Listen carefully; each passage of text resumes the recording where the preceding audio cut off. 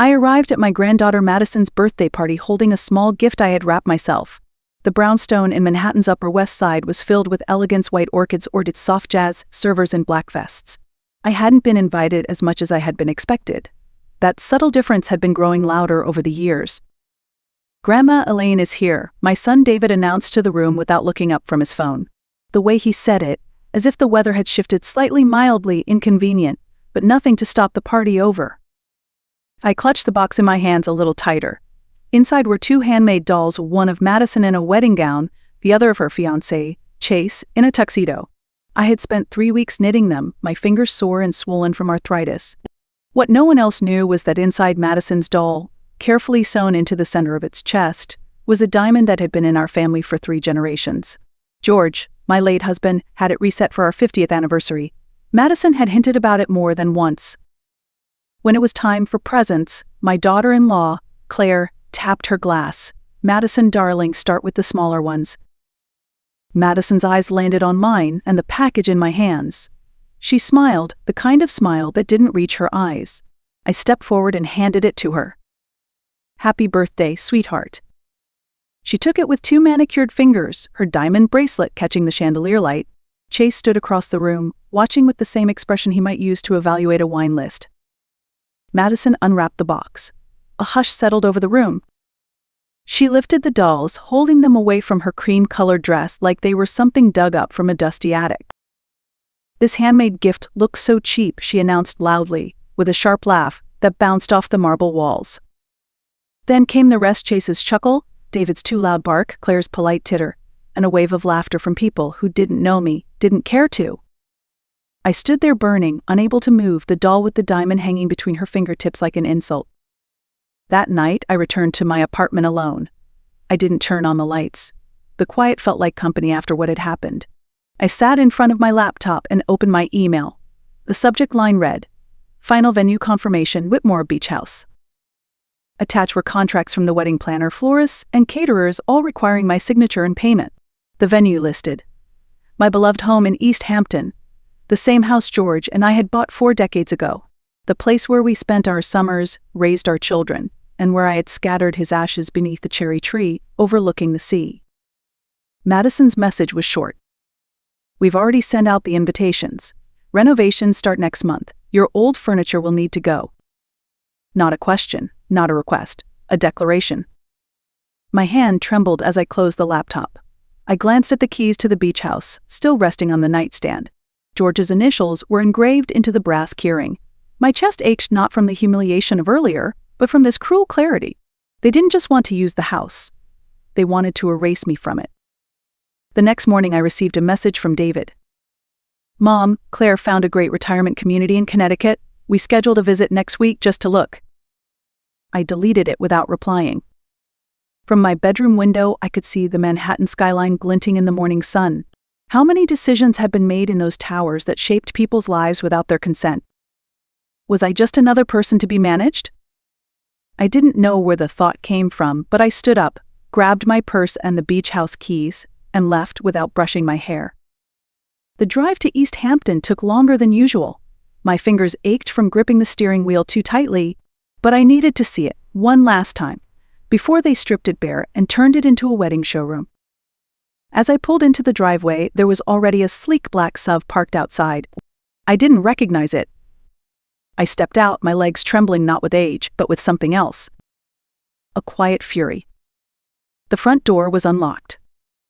I stepped inside and heard voices echoing from the great room, the heart of the house where George had loved to play his old jazz records on Sunday mornings. "The wall between the kitchen and dining area can definitely come down," a woman said. "She won't mind. Mrs. Whitmore's barely here anyway." I walked into the room. There stood Madison, Claire, and a woman holding a digital tablet. My daughter-in-law wore her usual composed smile. Madison, perched on the edge of the counter, looked like she owned the place. The designer wore heels too high for a construction site and a tone too casual for someone speaking about my home. "Actually," I said quietly, "I do mind." All 3 turned. Claire recovered first. "Elaine, what a lovely surprise." "We're just discussing small updates for the wedding."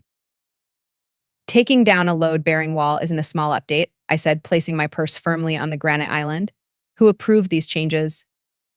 Madison stepped forward with a syrupy smile. Grandma, we talked about this last Christmas. You said we could use the house and make it perfect for the ceremony. I said you could use it. I never agreed to renovation. It's not demolition, the designer cut in as though speaking to a child. It's modernization. The property has wonderful bones, but the aesthetic is dated.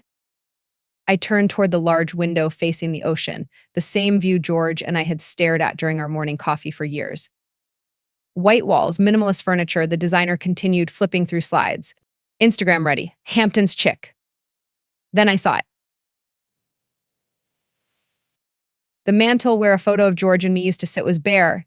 In its place was a printed vision board, full of beige swatches and mood lighting. Where's my photograph? I asked. Claire looked around vaguely. Oh, we carefully packed some personal items to keep them safe during the updates. That night after they left, I went to the garage. 3 cardboard boxes labeled Elaine's things sat in the corner. Inside, I found the photo, our anniversary album, George's books, and the 2 knitted dolls Madison had mocked, tossed on top like junk. The diamond was still inside. My phone rang. David. Mom, about the retirement place we really should talk. And about the house, Claire, and I think it's best to move it into a family trust, just for tax purposes. I stared at the brochure on the kitchen table. Seaside Serenity, where independence meets assistance. They were already preparing for a life without me in it. The next day, I met Joan, my oldest friend, for lunch at our usual cafe near Central Park. Joan had never remarried after losing her husband. Men are like pastries, she always said, delicious but not essential for survival. She listened silently as I told her everything: Madison's party, the beach house plans, the trust, the brochures for retirement communities. When I finished, Joan didn't say anything right away. She put down her fork and looked me in the eye. Elaine, this isn't just rude. This is a hostile takeover. I blinked. I plinked. They're maneuvering to control your life, your assets, and your choices, and you're letting them. I wanted to argue. I wanted to defend them, but I couldn't because she was right. Later that week, I had a checkup with Dr. Levine, my cardiologist. He reviewed my chart, frowning. Your blood pressure is up significantly since your last visit. Any unusual stress lately? I laughed. Define unusual. He folded his hands. Elaine, at your age, stress is dangerous. I've seen too many patients land in the hospital after family conflicts. It's not just unpleasant, it can be fatal. His words sat with me like a weight. I'd survived breast cancer. I'd survived George's death. I'd survived raising a family through decades of change. Was I really going to let a group of spoiled relatives be the thing that took me down? On the way home, I walked past a small neighborhood bank, the same one where George and I had kept our safe deposit box. I hadn't been inside in years. Inside the box, everything was still there.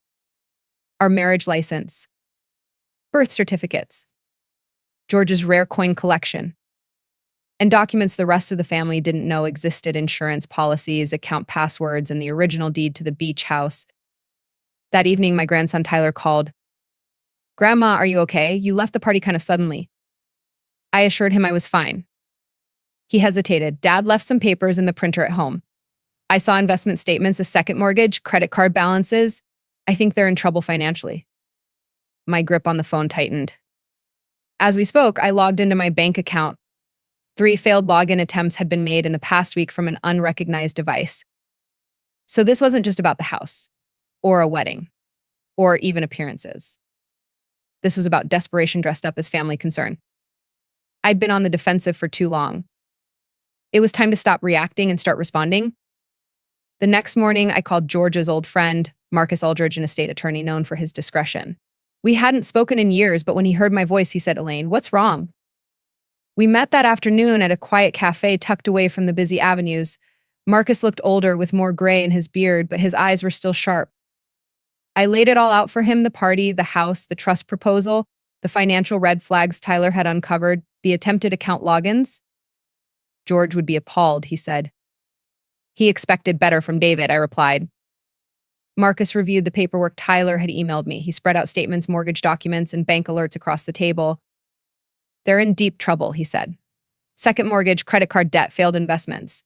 If you don't act fast, Elaine, they'll try to force decisions that serve them, not you. What do I do? First, secure your account. Second, confirm that all properties remain in your name alone. They do, I said. George insisted on that. Smart man, Marcus nodded. And third, he hesitated, then leaned forward. About the wedding. Do you still want to host it? I thought of the photo frame replaced with a mood board, of my gift discarded without a glance, of the assumptions that I would pay, accommodate, disappear. No, I said, I want to sell the house. He looked at me, surprised, then nodded. That's a definitive choice, but you'll need to move fast and quietly. That evening, I called Danielle Carter, a private real estate agent Marcus recommended. I need a buyer, I told her. For the East Hampton house, someone who values privacy and can close quickly. Danielle paused. That's a prime property, Mrs. Whitmore, but most beachfront listings take months. This one won't, I said. Not if we keep it off market and discreet. She agreed to scout options and promised to call within a week. The next day, I returned to the beach house alone. I walked through every room, touching the walls, the window frames, the oak banister George had sanded himself. I gathered the photo albums, George's books, and the wooden box that held a portion of his ashes. On the kitchen counter, I noticed a schedule for tent placement left by Madison's wedding planner. I folded it, placed it in the trash, and stared out the window. The sea was calm. I wasn't. But I was ready. The call came sooner than expected. Mrs. Whitmore, Danielle said, her voice brisk, I've found a serious buyer, a tech entrepreneur and his wife. They're prepared to offer full asking price and can close in 40 days sooner if needed, but they request total privacy. Tell them yes, I replied without hesitation. We scheduled professional photos for the listing, but only after I had time to clear out anything personal. That evening, I packed late into the night. The house was quiet, filled only with the sound of tape pulling and cardboard flaps folding shut. I left behind the decor Madison had already chosen her fabric swatches and paint samples taped to my bedroom wall like they belonged there. I took only what mattered, George's ashes, our anniversary albums, the photograph from the mantel, and the dolls. As I was locking the front door, headlights approached. A silver sedan stopped behind my car. Out stepped a woman with a clipboard. Mrs. Whitmore, she asked, looking surprised to see me. I'm here from Evermore Events, just doing a quick layout check for the wedding tent. No need, I said calmly. The wedding plans have changed. The look on her face told me Madison hadn't told her yet. Good. Back in the city, Tyler joined me for dinner. Over roast chicken, his childhood favorite, I shared the news. I'm selling the beach house, I told him. His fork froze mid-air. Before the wedding, I nodded. The closing will be before the date they planned. They're going to lose their minds. Probably, I said. But it's my property.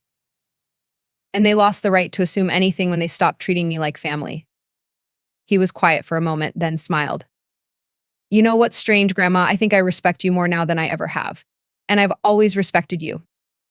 His words made my throat tighten in a way nothing else had. After dinner, as we cleared the table, Tyler asked what I had expected. Is this because of what Madison said about the dolls?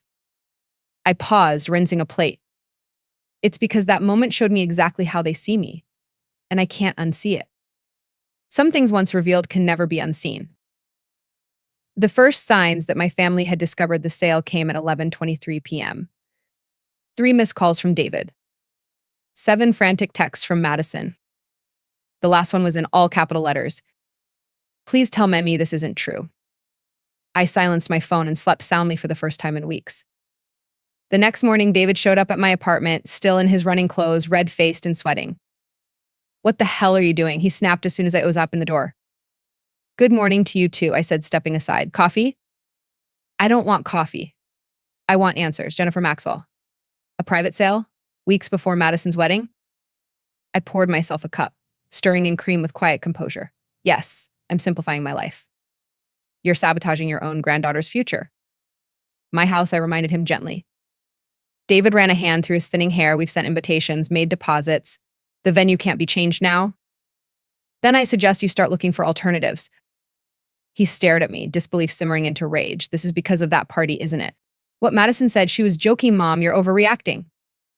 I looked at him over my coffee cup, seeing clearly now what I hadn't wanted to see for years. This isn't about one comment, David. It's about years of behavior, yours included. What are you talking about? The brochures for retirement homes, the meetings with financial advisors I wasn't invited to, the attempts to access my accounts. He opened his mouth to deny it, then closed it again. I'm in trouble, Mom, he admitted, his voice suddenly quieter. The Westridge project collapsed. Investors are threatening to sue. If I don't find capital. So this is about money. No, it's both. We're worried about you too. But you didn't ask how I was doing. You made plans behind my back. That's not concern. That's control. He looked away. The house closes in 5 weeks, I said, and the money will go into new accounts. Ones you won't be able to touch. You'd do this to your own family. I walked to the window and looked out over the skyline. You already did. I moved into the Cambridge condominium on a rainy Thursday afternoon. It was nothing like the beach house, no waves crashing outside, no salt in the air, but it was mine. Clean lines, big windows, modern everything, and quiet. That kind of quiet that doesn't feel empty, just peaceful. 2 days later, Tyler came over with a bottle of wine and a small gift bag. A housewarming present, he said, handing it to me with a shy smile. Nothing fancy. Inside was a framed photograph. The beach house at sunset, golden light spilling through the windows, waves brushing the shore. It's beautiful, I said, touched. I took it last summer. I always thought that moment captured something important about the place. I glanced around my new space. You know what's strange, he said, settling into the sofa. You seem lighter here? Happier. I am, I nodded, because no one else's expectations are pressing down on me. We ate dinner, pasta, and garlic bread, and Tyler shared news I hadn't heard. My photography business is actually picking up. 2 galleries are interested. I'm thinking of focusing on it full-time. That's wonderful, I said. You've always had the eye for it. He hesitated. I haven't told Dad yet. About the business, or about the check you gave me. Don't worry, I smiled. He won't hear it from me. As he helped clear the dishes, I touched his shoulder. You're the only one who saw me, Tyler, the only one who looked past what I could give. He didn't say anything, but his eyes softened. That night, I stood by the large windows watching lights flicker on the Charles River. I waited for the inevitable messages from Madison, from David, from Claire. They came just after midnight. Voicemails, texts. David's tone was cold. We need to manage this fallout. Claire's message was brittle. You've hurt this family more than you know. Madison's, of course, was the loudest. 16 messages ending with, my life is ruined and it's your fault. I turned the phone face down and went to bed. No one asked how I was. But for once, I didn't need them to. A few days later, Judith called me out of the blue. I ran into Madison at Bloomingdale's, she said, skipping pleasantries. She was returning wedding gifts. I sat up straighter, and she looked awful, Elaine, not just sad, broken. When she saw me, she cried right there in housewares. That image lingered in my mind far longer than I wanted it to. Madison in tears, surrounded by platters and toasters meant for a future that had disappeared. Later that day, Tyler confirmed it. Logan ended the engagement. His parents pulled support. Madison hasn't left her apartment in days. I wanted to feel vindicated. I didn't. Instead, I felt something that surprised me, guilt's quiet cousin, reflection. Was I any better than they had been? They dismissed my worth. I responded by erasing their plans. Had we all just been hurting each other louder and louder? That evening, David called. She's not well, he said. I know you're angry, but I'm asking, please call her. She won't see a therapist. She says it's admitting defeat. She needs help. I know, he said softly, but she won't hear it from us. After the call, I stared at my phone for a long time. Then I typed a message. Would you like to meet for coffee? Her reply came minutes later. Why, so you can gloat? No, so I can listen. There was a long pause. Then, fine, Cafe Darien, 2 p.m. I arrived early and chose a quiet corner table. Madison walked in exactly on time, sunglasses covering half her face despite the overcast sky. When she removed them, her eyes were red, her cheeks pale. You look terrible, I said before I could filter myself. She laughed a dry, cracked sound. Thanks, Grandma. Always comforting. I didn't mean it that way. I know, she said, stirring her untouched coffee. Logan's already dating someone else. Instagram official, 3 weeks after the breakup. I'm sorry. Are you? Yes, I said honestly. I didn't want this for you, but I also didn't want to be discarded. She met my eyes then. Really met them. And in that moment, something unspoken passed between us, not forgiveness, not yet, but maybe understanding. We sat in silence for a while after that. Then Madison spoke again, her voice low. You sold the house. You knew what that would do to me, to everyone. I knew there would be consequences, I said, but I didn't do it to hurt you. Then why? Because I finally realized something, that house had become more important to all of you than I was. She didn't respond right away. Her hands trembled as she lifted her cup. You humiliated me, she said. That party, it was the most important day of my life. And what was it for me? I asked gently. Do you know what was inside that doll you threw away? Her head snapped up. What? There was a diamond. My grandmother's. Reset by your grandfather for our 50th anniversary. Madison's mouth opened, but no words came out. You never even looked, I said. You just saw something handmade and decided it wasn't worthy of your attention. Her eyes filled with tears. I didn't know. I know. After we parted, I didn't expect to hear from her again soon, but 3 days later, she showed up at my door. She held a small paper bag in both hands. I found them, she said. The dolls, they were in a box I hadn't unpacked yet. I thought I'd thrown them away. But she trailed off and stepped inside. We sat at my kitchen table. She pulled the dolls out and placed them gently between us. Then, with careful fingers, she opened the seam in the female doll's chest. The diamond was still there. She stared at it as if it were glowing. I don't deserve this, she whispered. It was never about deserving, I said. It was a gift. She pushed the doll toward me. I can't keep it, not now. But I needed you to know I found it, that I understand what I threw away. I nodded, swallowing the lump rising in my throat. I'm in therapy now, she added, her voice small. It's helping. I'm glad. I'm not ready to talk about everything, but maybe one day. I'll be here, I said. After she left, I sat for a long time holding the doll. The yarn had flattened, the colors had dulled, but it was intact. And so somehow was I. 1 year after Madison's birthday party, I hosted a small gathering in my Cambridge condo. The guest list was modest. Tyler, now thriving in his photography business, arrived with his partner, Emily. Richard came alone, no longer the man he once was, and strangely more at peace. Judith was there, of course. So was Marcus, my lawyer-turned-friend. And then near the end of the evening, Madison walked in. She carried a bouquet of autumn flowers and kissed my cheek. Happy housewarming, she said. Belated, I know. My home looked different than any place I'd ever lived. Gone were the heavy antiques and faded curtains. In their place, light, color, and simplicity. Tyler's photographs lined the walls. Every piece had a story. Every corner felt like mine. Over dinner, the conversation flowed easily. Richard spoke about his work at a nonprofit legal clinic, earning far less but doing work that mattered. Madison, quieter but more centered, mentioned returning to graduate school. Art history, she said, what I was studying before I got distracted. After dessert, Tyler raised his glass to Grandma Elaine, who taught us that it's never too late to stand up for yourself. Madison added, and that true value isn't always on the surface. Later, as guests gathered coats and said their goodbyes, Madison pulled me aside. I have something for you, she said, reaching into her bag. It was a small velvet box. Inside sat the diamond, now reset into a delicate silver pendant. I know you said I could keep it, she said quickly, but I had it reset for you. I think you should wear it, not hide it away for someone else's future. I lifted the necklace from the box. It sparkled in the soft lamplight. It's beautiful, I said, my voice barely above a whisper. Madison smiled, eyes bright. When you sold the house, I was angry, but it made me confront a lot of things about who I was pretending to be and who I want to become.